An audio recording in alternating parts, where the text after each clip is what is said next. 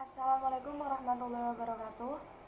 Halo semuanya, salam sejahtera untuk kita semua. Semoga kita selalu dalam lindungan Allah yang Maha Kuasa. Baiklah, di sini pertama-tama perkenalkan, saya Salsabila Hairani, moderator dari kelompok tugas UAS Manajemen Bisnis Syariah Fakultas Ekonomi dan Bisnis dari IAIN Kudus. Akan menyampaikan bagaimana nanti kelompok kami menjelaskan penerapan dan tugas dari para manajer di divisi perusahaan kami. Baiklah, kelompok kami terdiri dari pertama Ayu Hamidatun Amalia, manajer dari divisi sumber daya manusia. Kedua, saya sendiri Salsabila Hairani, manajer dari divisi manajemen operasional. Yang ketiga, Akitatun Nikmah, divisi dari manajemen produksi. Dan selanjutnya adalah Samsul Ma'arif, yaitu manajer dari divisi pemasaran, yang mana nanti kami akan menjelaskan bagaimana tugas-tugas dan penerapan bagaimana manajer untuk mengatur aspek-aspek pada divisi tersebut. Selanjutnya akan kami serahkan untuk Ayu Hamidatun Amalia. Waktu dan tempat kami persilahkan. Assalamualaikum warahmatullahi wabarakatuh. Saya Ayu Hamidatun Amalia, NIM 215 dari kelas MBS 6R. Di sini saya akan menjelaskan peran saya dalam perusahaan Galeri Furnitur Jepara. Di sini saya berperan sebagai manajer sumber daya manusia. Sebelum saya menjelaskan peran saya sebagai manajer sumber daya manusia, di sini saya akan menjelaskan terlebih dahulu apa divisi manajemen sumber daya manusia dalam perusahaan. Manajemen sumber daya manusia adalah merupakan satu-satunya sumber daya yang memiliki perasaan, keinginan, keterampilan, pengetahuan, dorongan, daya, dan karya. Semua operasi sumber daya manusia tersebut sangat berpengaruh terhadap upaya organisasi dalam mencapai tujuan. Bagaimanapun majunya teknologi, perkembangan sistem informasi, tersedianya modal, dan memadainya bahan, jika tanpa sumber daya manusia, sulit bagi organisasi untuk mencapainya. Selanjutnya, peran saya dalam perusahaan ini, peran manajer sumber daya manusia. Nah, dalam perusahaan, terutama yang mengerjakan ratusan hingga ribuan karyawan, manajer sumber daya manusia mempunyai peran yang sangat penting. Manajer sumber daya manusia ini berperan dalam merencanakan, mengarahkan, dan mengkoordinasikan fungsi administrasi suatu organisasi. Di sini saya berperan untuk mengawasi perekrutan, mewawancarai, dan mempekerjakan karyawan baru, melakukan konsultasi dengan pimpinan puncak mengenai rencana strategis, bertindak sebagai penghubung antara manajemen perusahaan dengan karyawannya. Selanjutnya,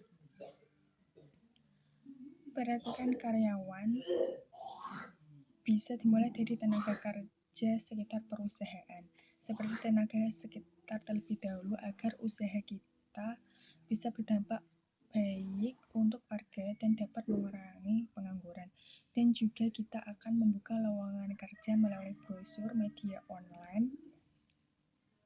Selanjutnya, setelah melakukan perekrutan karyawan, kita akan melakukan seleksi terhadap karyawan agar dapat mengetahui kemampuan karyawan tersebut. Di bagian apa, dan dapat menempatkan karyawan di bagian sesuai kemampuannya. Perekrutan karyawan bisa dimulai dari tenaga kerja sekitar perusahaan, seperti tenaga sekitar terlebih dahulu, agar usaha kita bisa berdampak baik untuk warga dan dapat mengurangi pengangguran. Dan juga kita akan membuka lowongan kerja melalui brosur media online. Selanjutnya, setelah melakukan perekrutan karyawan, kita akan melakukan seleksi terhadap karyawan agar dapat mengetahui kemampuan karyawan tersebut. Di bagian apa, dan dapat menempatkan karyawan di bagian sesuai kemampuannya. Seorang manajer sumber daya manusia juga berperan untuk memberikan pelatihan dan pengembangan, membantu para manajer menjadi pelatih dan penasehat yang baik bagi bawahannya, dan menciptakan program pelatihan dan pengembangan yang efektif bagi karyawan baru maupun yang sudah ada dalam perusahaan tersebut. Kita juga akan melakukan pengawasan dalam produksi. Pengawasan sebagai salah satu fungsi organik. Pengawasan merupakan salah satu tugas mutlak yang diselenggarakan oleh semua orang yang menduduki jabatan manajerial. Mulai dari manajer puncak hingga manajer rendah yang secara langsung mengendalikan kegiatan-kegiatan teknis yang diselenggarakan oleh semua petugas operasional. Karena memang dari proses pemotongan kayu, penggergajian, pengeringan, pembahanan dasar, pengamplasan, konstruksi, perakitan, dan sampai tahap akhir yaitu finishing masih dalam satu lingkup, dan juga pemiliknya terkadang juga harus ikut dalam mengerjakan prosesnya tersebut. Karena dalam prosesnya penggergajian agar dapat diproses dengan alat pengering kayu, maka dilakukan penggergajian untuk membelah log yang sudah dipilih. Untuk itu, semua manajer dalam perusahaan harus bekerja sama untuk berlangsungnya perusahaan yang kondusif, aktif, dan tidak miskomunikasi antara pimpinan dan karyawan. Assalamualaikum warahmatullahi wabarakatuh. Saya Salsabila Hairani, NIM 221, manajer dari Divisi Manajemen Operasional PT Galeri Furnitur Jepara, akan menjelaskan bagaimana peran saya sebagai manajer di divisi ini. Tentunya sangat kita ketahui bahwasanya kelangsungan hidup perusahaan lebih penting daripada hanya sekedar mencari laba yang besar dalam waktu yang singkat.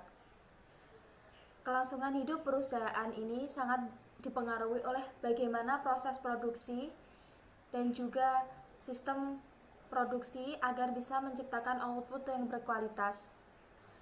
Dalam hal ini, saya sebagai manajer dari Divisi Manajemen Operasional menyadari bahwa fungsi manajemen seperti perencanaan sistem produksi, sistem pengendalian produksi, dan sistem informasi produksi sangat berpengaruh terhadap sistem fungsi manajemen, yaitu planning, organizing, actuating, dan controlling, yang mana setiap perusahaan sangatlah membutuhkan manajemen operasional ini. Untuk apa? Untuk mengontrol bagaimana proses produksi dan proses sistem dari produksi produk yang akan dibuatnya. Pertama, perencanaan sistem produksi.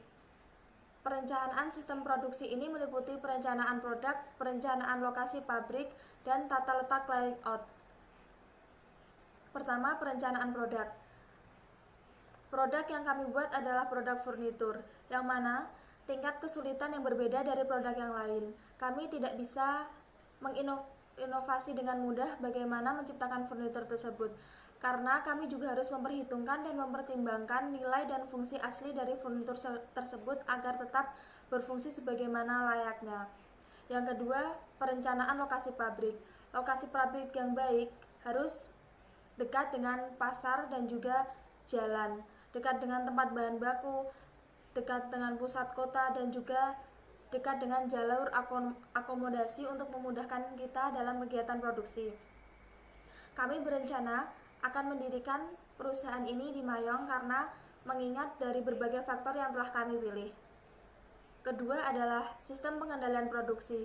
Dalam sistem pengendalian produksi meliputi pengendalian proses produksi, pengendalian bahan baku, dan pengendalian tenaga kerja. Dalam hal ini, pengendalian proses produksi, perusahaan kami sangat ketat mengawasi bagaimana proses produksi yang akan dijalankan. Dari mulai bahan baku, mesin, dan juga teknik-teknik yang dilakukan. Pada perusahaan kami, adanya bagian pengawasan atau quality control untuk memastikan produk yang tercipta berkualitas dengan baik dan tidak mengecewakan konsumen. pengendalian bahan baku pada perusahaan kami ambil dari para pengepul yang bermitra dari kami. Bahan baku tersebut kami cek dengan sangat ketat untuk memastikan kualitasnya. Dalam menyediakan stok untuk perusahaan kami mempunyai tempat persediaan yang mana untuk menjaga-jaga adanya pesanan mendadak dan mengantisipasi adanya kelangkaan bahan baku. Dan selanjutnya pengendalian tenaga kerja. Tenaga kerja yang bekerja di perusahaan kami adalah pengukir-pengukir yang ada di sekitar lokasi pabrik kami. Tentu saja para pengukir tersebut sebelumnya telah kami training untuk agar sesuai dengan apa yang kami inginkan, seperti itu. Yang ketiga, sistem informasi produksi. Bagaimana struktur organisasi kami dan bagaimana produksi atas dasar pemesanan dan produksi untuk persediaan pasar. Struktur organisasi yang ada di perusahaan kami tentu saja seperti pada perusahaan pada umumnya, yang mana ada para manajer dari divisi-divisi yang lain seperti manajemen operasional, saya sendiri, manajemen sumber daya, dan manajemen produksi. Tetapi pada perusahaan kami semua investor yang menginvestasikan modal untuk bisnis ini menjadi pemimpin dan manajer di divisi yang mereka emban dan mereka kuasai, yang mana saat adanya pengambilan keputusan dari direksi tersebut akan bermusyawarah dan menentukan keputusan yang terbaik. Selanjutnya adalah produk atas dasar pesanan dan produk untuk persediaan pasar. Karena produk kami adalah produk yang tidak sekali pakai atau produk yang bertahan lama dalam penyimpanan dan penggunaan, maka kami membuat produk sesuai dengan pesanan dari konsumen. Karena apa? Karena kami menjaga-jaga bagaimana siklus produk ini. Karena setiap tahun pasti model-model dari furnitur berganti dan kebutuhan manusia juga berganti. Kami juga menyediakan beberapa furnitur yang memang sekiranya selalu digunakan atau terus menjadi model untuk furnitur beberapa tahun ke depan, seperti meja makan, kursi, dan juga almari, yang mana produk-produk tersebut tentunya tidak setiap tahun modelnya berganti. Assalamualaikum warahmatullahi wabarakatuh. Di sini saya sebagai manajer produksi akan mempresentasikan kegunaan fungsi-fungsi dari seorang manajer produksi. Manajer produksi sendiri yaitu dia yang mengatur berjalannya produksi dalam sebuah perusahaan yang diembannya. Manajer produksi juga sebagai orang yang menanggung tanggung jawab atas produksi dari perusahaan tersebut. Di sini saya akan menjelaskan ciri-ciri produk yang akan dijual dari mebel furnitur Jepara, atau ciri-ciri produk yang akan diproduksi dari mebel furnitur Jepara. Yang pertama yaitu produk yang akan kami buat yaitu berupa contoh dari bahan kayu jati, kursi full ukir, yaitu seperti kursi Bellagio, kursi Floris, kursi bintang 5, dan lain-lain. Selain itu, kita juga memproduksi kursi sudut, meja makan, kursi tamu, dan almari, serta furnitur lainnya yang dipesan sesuai permintaan customer. Yang pertama yaitu ciri-ciri produk. Produknya berasal sangat bagus dibandingkan dengan jenis kayu lainnya. Ukurannya sendiri, ukurannya dari kayu jati untuk ukuran kursi tamu set Romawi Bellagio, seperti kursi-kursi yang kapasitasnya besar, yaitu tingginya 1,5 meter dan lebarnya 90 cm. Dan ukuran meja tamu yaitu tinggi 50 cm dan lebar 80 cm. Selanjutnya yaitu ukuran kursi sudut. Karena kita sendiri tahu bahwa kursi sudut itu memiliki kapasitas yang kecil atau khusus untuk rumah yang minimalis. Itu dengan tinggi 70 cm dan lebar 70 cm per potong. Selanjutnya yaitu ukuran almari. Ukuran almari sendiri yaitu dengan tinggi 2,5 meter dan lebar 2,5 meter dan seterusnya sesuai dengan permintaan customer. Yang selanjutnya yaitu kegunaan utama produk. Kegunaan utama produk yang akan kami produksi yaitu sesuai dengan kegunaan customer. Jika customer menginginkan produk yang akan ditaruhnya dalam kapasitas besar, contohnya dalam ruang tamu yang memiliki kapasitas besar, yaitu dia memesan produk kursi tamu contoh full ukir yang seperti tadi saya jelaskan, yaitu Bellagio Floris bintang 5. Dan untuk kapasitas kecil yaitu kursi sudut. Selain itu kapasitas produksi kami dalam per bulan kira-kira kami memproduksi kursi tamu set full ukir itu 3 buah, kursi sudut set meja yaitu 5 buah, kursi sofa 3 buah, almari 3 buah, dan meja makan 3 buah. Itu sesuai dengan permintaan customer. Selanjutnya yaitu pemasok bahan kayu jati kami berasal dari daerah Kabupaten Purwodadi dan Jogja. Karena di daerah tersebut terdapat kayu jati yang memiliki kualitas yang bagus, sehingga kami tidak khawatir kehabisan stok bahan baku. Yang terakhir yaitu limbah dari hasil produksi kursi dan furnitur yang kami buat, yaitu berupa serbuk kayu jati dan potongan kayu yang sudah tidak terpakai. Biasanya serbuk dan potongan kayu yang sudah tidak terpakai itu digunakan untuk bahan bakar pembuatan genting, batu bata, dan bahan bakar produksi tahu tempe. Dan yang menampung limbah dari produksi yang kami buat yaitu biasanya dari kota Mayong dan dari Kudus. Assalamualaikum warahmatullahi wabarakatuh. Saya Samsul Ma'arif, NIM 227, sebagai manajer divisi manajemen pemasaran di PT Furniture Jepara, akan menjelaskan peran saya sebagai manajer di divisi ini.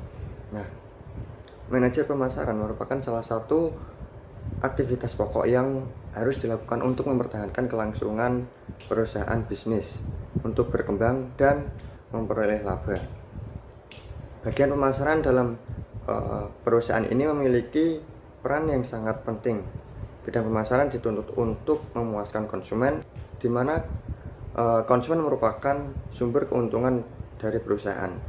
Oleh karena itu, tugas manajer pemasaran di sini harus merealisasikan tujuan pemasaran. Tugas manajer, khususnya manajer pemasaran, secara umum memanglah bertujuan untuk memastikan bahwa keinginan dari pelanggan terpenuhi oleh perusahaan, sehingga hal tersebut menciptakan profit bagi perusahaan. Manajer pemasaran memiliki tugas dan tanggung jawab besar dalam rangka peningkatan profit perusahaan. Di antaranya, tugas manajer pemasaran yaitu selalu harus dapat menganalisis kesempatan ke depannya, membuat rumusan dan melaksanakan kegiatan yang dimaksud untuk mencapai sasaran yang sudah ditentukan oleh perusahaan. Pada dasarnya, memang tugas manajer pemasaran adalah melaksanakan fungsi manajemen khususnya dalam bidang pemasaran. Fungsi manajemen yang dilakukan sebagai tugas manajer pemasaran seperti planning, organizing, actualizing, dan controlling. Nah, manajer pemasaran memiliki beberapa tujuan yang harus dicapai, seperti tujuan umum dan tujuan khusus. Nah, tujuan umum sendiri target secara umum dari manajer pemasaran sama dengan tujuan dari perusahaan, yaitu memperoleh laba sebesar-besarnya. Laba ini merupakan suatu hasil yang harus dilakukan guna sebagai alat ukur keberhasilan perusahaan. Meskipun demikian, laba tidak hanya berasal dari kegiatan penjualan. Manajer pemasaran harus dapat memberikan kepuasan dari konsumen atau pelanggan untuk memperoleh laba yang tinggi. Nah, kemudian ada tujuan khusus. Secara khusus, tujuan manajer pemasaran adalah untuk mencapai tujuan umum atau tujuan keseluruhannya.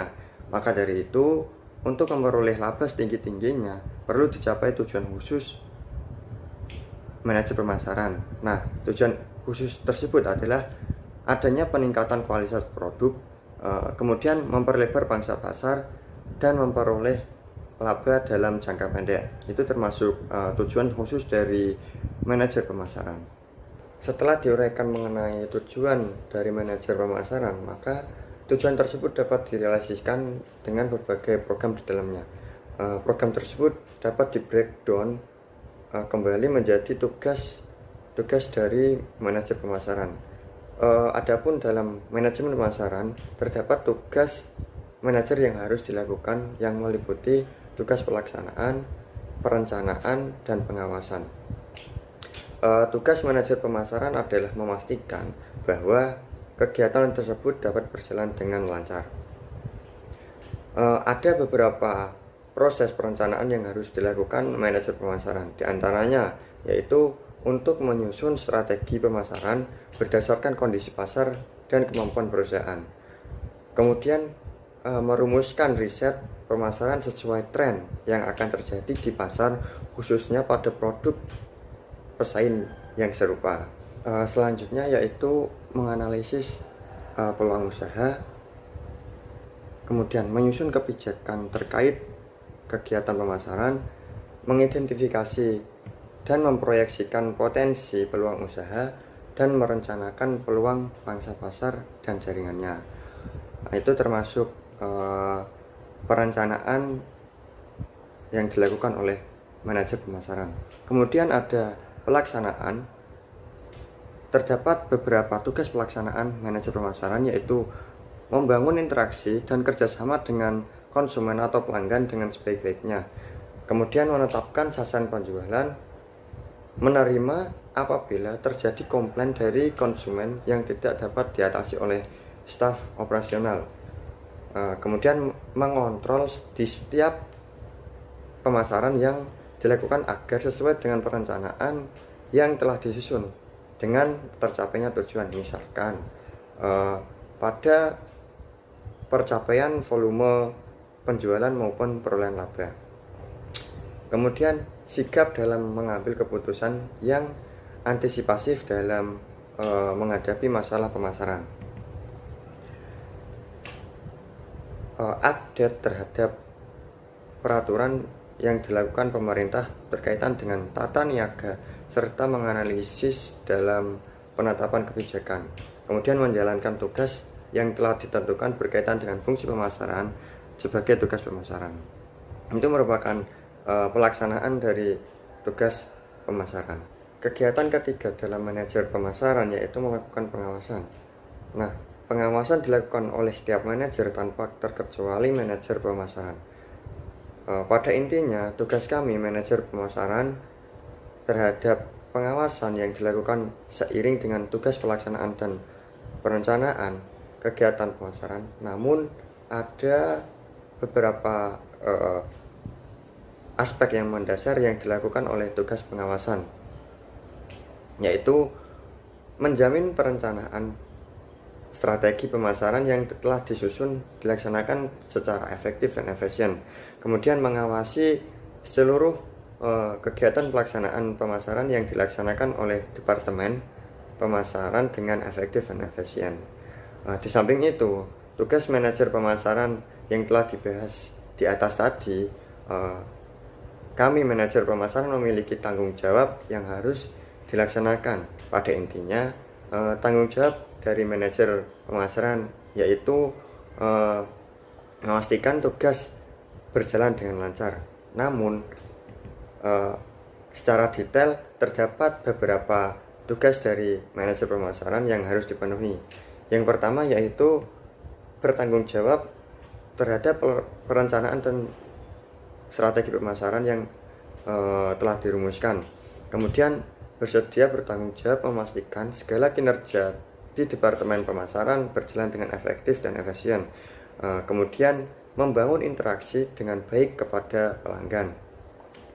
Selanjutnya yaitu memahami dan bertanggung jawab atas hasil kinerja di divisi operasional pemasaran, serta menjaga komitmen dan konsistensi terhadap pemberlakuan aturan atau SOP, kemudian melakukan analisa efisien pada SOP tersebut, serta juga mengontrol kedisiplinan pada kinerja Departemen Pemasaran berdasarkan aturan-aturan yang berlaku. Seperti itu. Setelah diuraikan mengenai peran-peran sebagai manajer pemasaran, tugas lain manajer pemasaran yaitu menyusun strategi dalam memasarkan produk yang telah kami buat, guna agar kalangan masyarakat mengenali produk yang telah kami buat ini. Adapun strategi pemasaran yang kami buat yaitu dengan menggunakan strategi produk. Nah, jenis produk yang kami tawarkan itu bermacam-macam seperti yang sudah dijelaskan oleh manajer produksi. Kami memproduksi berbagai macam ukuran sesuai permintaan dan keinginan konsumen. Produk yang kami buat itu mempunyai desain yang bervariasi, unik, dengan warna yang sesuai dengan selera konsumen. Strategi selanjutnya yaitu menggunakan strategi harga. Nah, harga produk yang kami berikan itu sesuai dengan tingkat bahan baku dan tingkat kesulitan dalam membuat produk sesuai keinginan pelanggan. Nah, kemudian ada strategi lokasi. Kami menjual barang secara langsung di showroom atau di warehouse, yaitu di Kecamatan Mayong, sehingga konsumen yang ingin membeli atau memesan barang bisa langsung di tempat kami. Nah, kemudian kami menggunakan strategi promosi. Promosi yang akan kami lakukan itu melalui media sosial seperti blog, Instagram, Facebook, Tokopedia, OLX, dan lain-lainnya. Nah, kemudian promosi yang kami lakukan juga dengan cara memasang papan nama di depan tempat usaha kami. Untuk promosi awal, kita juga memberikan diskon atau potongan harga. Nah, untuk strategi yang terakhir yaitu menggunakan strategi peluang. Nah, atas dasar ilustrasi sebelumnya, maka dapat kami proyeksikan permintaan omset penjualan. Untuk tahap awal sendiri diperkirakan penjualan belum mencapai rata-rata permintaan pasar karena belum dikenal oleh masyarakat. Tapi secara perlahan dan sejalan dengan promosi yang kami lakukan terus akan mencapai rata-rata permintaan pasar dan mungkin akan berlipat ganda dengan adanya strategi yang baru dan diterapkan oleh manajer pemasaran. Seperti itu.